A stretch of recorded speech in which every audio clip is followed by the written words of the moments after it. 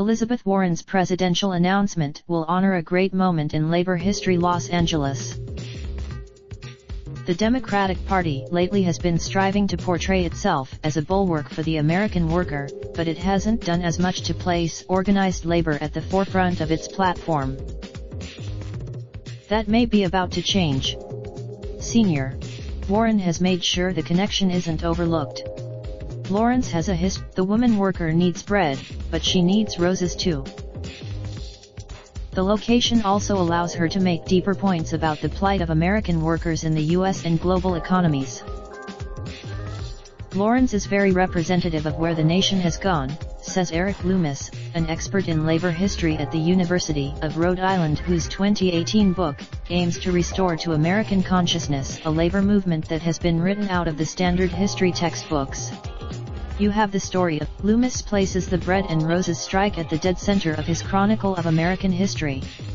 His book starts with, among the threads running throughout the book is the tradition of government hostility to organized labor, expressed through often violent suppression of strikes by police or soldiers. That point tends to. The Bread and Roses strike might be an exception. The name generally. The strike began on January 12, 1912, the day a new Massachusetts law limited working women's hours to 54 a week, a reduction of 2 hours.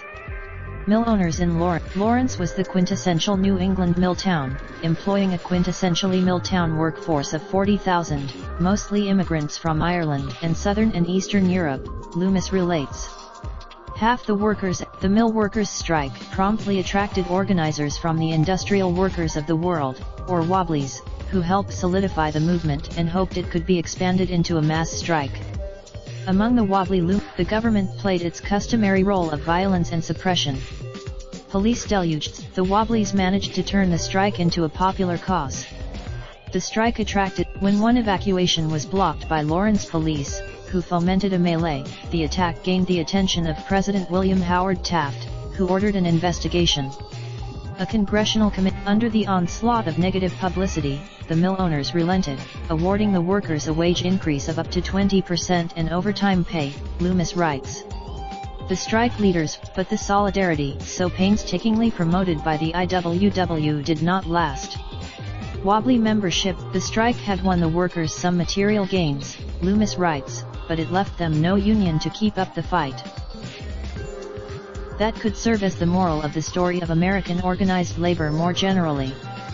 Union membership. Democratic Party support for organized labor has been strong, if not always as overt as Warren seems intent on making it.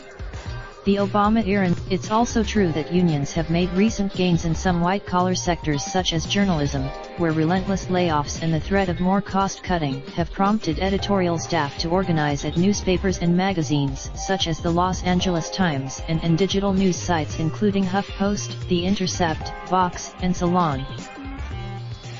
Warren's initiative signals that the political establishment may be regaining a sense of the value of collective bargaining that hasn't been seen in Washington in such strength since the New Deal and the enactment of the National Labor Relations Act in 1935.